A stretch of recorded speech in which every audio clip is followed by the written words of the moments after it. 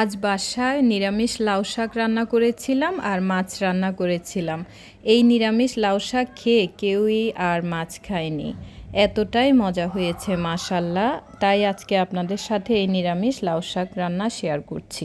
এখানে আমি শাকের ডাঁটা আর দুটো ছোট আলু কেটে নিয়েছি। এখানে এক আঁটি লাউ শাক আমি পাতিলের মধ্যে আগে পানি দিয়ে দিলাম। তারপর আমি ছোট দুটো আলু আর লাউ শাক এক আঁটি তার ডাঁটাগুলো দিয়ে দিলাম। তারপর দিয়ে দিলাম দুটো টমেটো কেটে দিয়েছি। এরপর 4টা পেঁয়াজ কুচি করে দিয়েছি, 4 কোষ রসুন দিয়েছি। তারপর লবণ দিলাম, তারপর হলুদ দিয়ে দিলাম 1 চা চামচ, মরিচের গুঁড়ো দিয়ে দিচ্ছি 2 চা চামচ পরিমাণ। তারপর আমি হালকা সামান্য একটু তেল দিব। পরে তেল আর রসুনের কাজ আছে, আপনারা সম্পূর্ণ ভিডিওটা একটু খেয়াল করে দেখুন। পানিগুলো শুকিয়ে গেছে, মানে ডাঁটা আর আলু সেদ্ধ হয়ে গেছে। এখন আমি আবার পানি দিলাম, পানি বলক এসেছে। 1 কাপ পরিমাণ পানি দিবেন, বেশি পানির প্রয়োজন নেই। পানি দিয়ে শাকগুলো দিয়ে আমি এখন ভালোভাবে নেড়ে চেড়ে দিব। আমি শাকগুলো একটু ঝোল ঝোল রাখবো, টেস্টটা খুব ভালো আসে, আর ঝোল ঝোল রাখলেও খুব ভালো লাগে।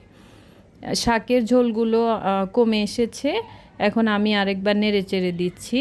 আর আমি এখন বাগার দিব, রসুনের বাগার দিব। এখানে এখন পেঁয়াজ দিব না, রসুনটাকে আমি কি করেছি দেখুন। এটাই হচ্ছে শাক মজা হওয়ার মেইন রহস্য।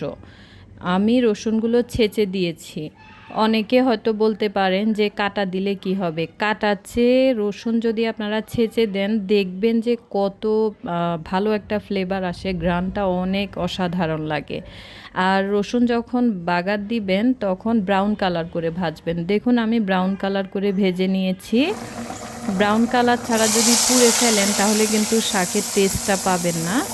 এই যে আমি শাকের মধ্যে দিয়ে দিলাম। এখন আবার নেড়ে চেড়ে আমি 3-4 মিনিট ওয়েট করব। 3-4 মিনিট ওয়েট করে তারপরে আমি শাকগুলো নামিয়ে ফেলবো। ভালোভাবে আমি নেড়ে চেড়ে দিলাম।